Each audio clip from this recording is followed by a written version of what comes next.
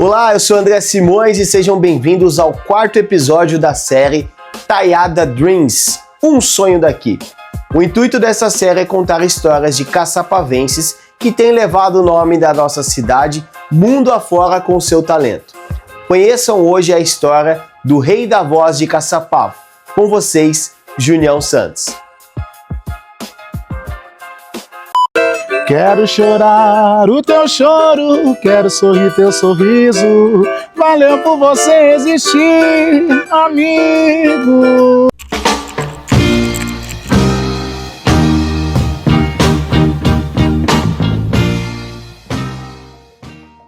Aqui começou a minha história, nessa rua, Coronel José Benedito de Araújo. Nada disso existia, não tinha asfalto, rua de terra. A gente era muito feliz, muito feliz. E eu lembro que minha mãe e meu pai pegou todos os meus primos, né, meu sobrinho. Na época, meu tio não tinha condições e a minha mãe e meu pai pegou todos os meus sobrinhos para criar. Então a gente ficou numa família muito grande. E na época, para o meu pai e para minha mãe era dificuldade, mas para a gente era uma alegria muito grande, porque a gente passava dificuldade, mas a gente não sabia que aquilo era dificuldade. Então nós fomos muito felizes aqui nesse bairro, muito feliz, muito feliz. E eu lembro que aqui nessa rua aqui a gente jogava bola, peão, bolinha de gude, e sempre a música estava no coração da gente. Não consigo evitar. E aí eu lembro também que tinha um episódio, para quem não sabe, né? Eu joguei basquete, viu, gente? Eu era jogador de basquete. Eu joguei pela seleção de Caçapava, fiz teste no TCC, no Trianon, né? Eu até queria jogar pelo Corinthians, viu? Mas não deu certo. Mas eu fui jogador de basquete. E eu lembro que eu estava na igreja, e minha mãe e meu pai eram bem radical nesse negócio de doutrina da igreja, sabe? Hoje temos muitos negócios de doutrina. Então meu pai e minha mãe eram bem radical. E eu tinha 16 anos de idade, e eu fui convidado para jogar pela seleção de Caçapava nos jogos regionais. Eu tinha que ir para Pinda, lá no João do Pulo, disputar os regionais. E eu lembro que eu estava prestes a embarcar no ônibus na rodoviária, mas depois de eu ter inventado uma mentira para minha mãe, que eu ia na igreja tocar, ia fazer um som, e era mentira. Eu ia participar dos jogos regionais lá em Pinda. E eu não sei como que a minha mãe descobriu isso, e ela chegou lá na porta da rodoviária e me pegou com 16 anos, passei uma vergonha. Mas meu treinador conseguiu convencer a velhinha na época e eu fui pra Pinda com 16 anos disputar os regionais pela cidade de Caçapava, hein? Basquete. Isso aí é pra você matar curiosidade. Então aqui começou a surgir grupinho de pagode, molecada batia em balde, fazia aquela arruaça na rua. Eu lembro que os vizinhos ficavam todos doidos. A gente era chamado de os negrinhos da Luzia aqui. Os negrinhos da Luzia. A gente dava trabalho pros vizinhos aqui. E eu lembro que em meio à dificuldade a gente sempre tinha fé, né? A gente sempre tinha esperança, porque minha mãe foi sempre uma pessoa de muita oração. Minha mãe sempre foi aquela mulher mesmo de igreja, né? Batalhadora, lutava pelos filhos na oração mesmo. E eu lembro que a gente foi todo criado na igreja, né?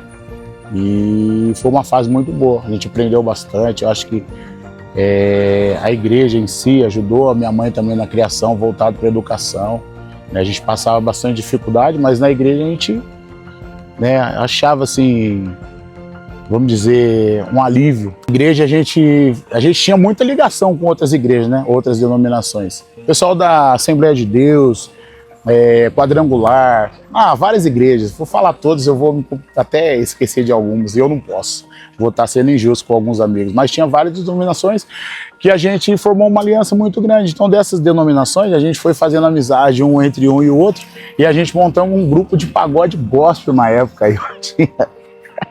Eu tinha meus 16 anos de idade e era muito bom, muito gostoso. A gente reunia com os amigos e fazia um sambinha gospel, que na época estava em alta, né? Eu lembro que tinha Magno Malta, tinha o pessoal do Tempero do Mundo, tinha o pessoal do Divina Inspiração, do Marcelinho Carioca, que tinha uma mais ou menos que era assim, ó, Marcelinho Carioca. Antes eu pensava que felicidade era ter um carro bom, era ter muito dinheiro, era ter muitos amigos no mundo, e que nada mais precisaria se tivesse 1000 mulheres, se vestir em boa roupa, ter um cargo importante no mundo. Mas não tinha paz, não sabia a razão solidão, tristeza e angústia morava no meu coração. Foi aí que eu conheci Jesus, Ele me deu a paz, mostrou minhas coisas ocultas e abriram os meus olhos espirituais. Por quê? Por quê? Era assim. Mas para quem não sabe, esse aqui, o cavaquinho, foi meu primeiro amigo mesmo na música, no pagode. Eu andava com cavaquinho, na época, totalmente diferente desse, né? É um tonante, um trovador na época, eu lembro, colorido, aqueles vermelho, verde em volta, era uma coisa de louco. Mas meu companheiro sempre foi o cavaquinho. E até no grupo que a gente tinha, no grupo gospel, eu fazia o cavaquinho. E na época, quando a gente andava pra rua fazendo bagunça, a gente escutava muito fundo de quintal, né? Então tinha aquela pegada bem doida. E a gente juntava os amigos e ficava. Oh, vai lá, vai lá, vai lá, vai lá, vai lá, vai lá, vai lá. Mas não porque a gente, é porque na verdade você era 3, 4 notas, então era que era mais fácil a gente tocar na época, né? Então a gente juntava e ficava. Mais um pouco vai clarear, vai clarear, nos encontraremos outra vez. Né? Então eram essas musiquinhas, 4 notas, era o quadradinho que a turma falava, então a gente gostava muito disso. Era mais isso que rolava na época. Fundo de quintal, guarde isso, fundo de quintal. Pro exército também, né? Servi 5 anos no exército aqui na cidade de Caçapava, no 6º Batalhão de Infantaria, fui policial do exército. E no exército foi onde eu conheci a minha primeira esposa, né? Que eu fui casado, tive 2 filhos com ela. E Deus achou por bem recolhê-la. E eu lembro que eu fiquei numa situação difícil. Entrei até num mundo que eu prefiro não comentar essa parte, né? Mas me traz muitas lembranças tristes. Mas eu superei, fui superando tudo isso e o tempo foi me ajudando a recuperar. Aí hoje voltar aqui à Rua Coronel Zé Benedito de Araújo me traz muitas lembranças, sabe? Boas. Posso dizer que é lembranças ruins, mas lembranças boas. Morava ali naquela casinha ali, ó. Portão amarelo, não tinha nada daquilo, hoje bem modificado. Mas aqui eu lembro, traz muita memória dos meus pais, sabe? Meu pai e da minha mãe. Meu pai foi um guerreiro, meu pai, um homem excelente, um homem que me ensinou muito. Se hoje eu sou o que eu sou, é graças ao meu pai, ensinamento do meu pai e da minha mãe. Mas hoje essa rua me traz muita lembrança dele, porque minha mãe e meu pai foram assim um casal que exemplo para muitas pessoas, né?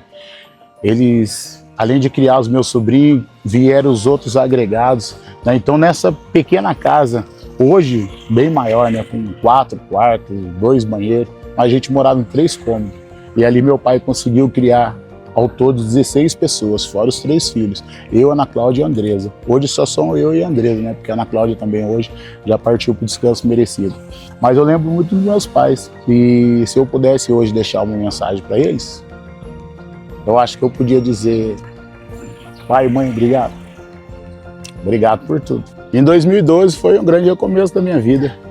Em 2012 eu conheci a Patrícia, que eu posso chamar que foi o meu pilar ali de novo para me voltar a amar a vida. E ela já tinha 3 filhos de outro relacionamento. Eu também já tinha, né? Meu primeiro relacionamento. Já tinha 2 filhos. E aí a nossa família ficou enorme. E em 2012 mesmo a gente casou. Em 2013 nasceu um filho nosso em comum, que foi o Felipe Gabriel. E eu lembro que eu trabalhava numa indústria. E as coisas então ficou bem apertado pra gente na época. E eu lembro que eu fiquei desesperado, porque começou a bater o desespero e eu não sabia o que fazer. Então foi aí que surgiu a ideia de cantar na noite. Então a Patrícia me apoiou, como teve vários da família, amigos também que me apoiaram. E eu fui muito feliz quando eu tomei essa decisão. E aquele menino então lá atrás que nascido e criado praticamente no berço evangélico, né, totalmente dependente de pai e de mãe, um apaixonado pela música, né? Eu sempre fui apaixonado pela música, eu nunca escondi isso. Então eu resolvi levar isso de uma maneira profissional. Eu acho que foi aí que tudo foi acontecendo, né? Também um monte de boca em casa para poder sustentar, não foi fácil. Mas aí então eu resolvi encarar a música assim no lado profissional. Foi aí que eu fui pra noite, então eu comecei a cantar.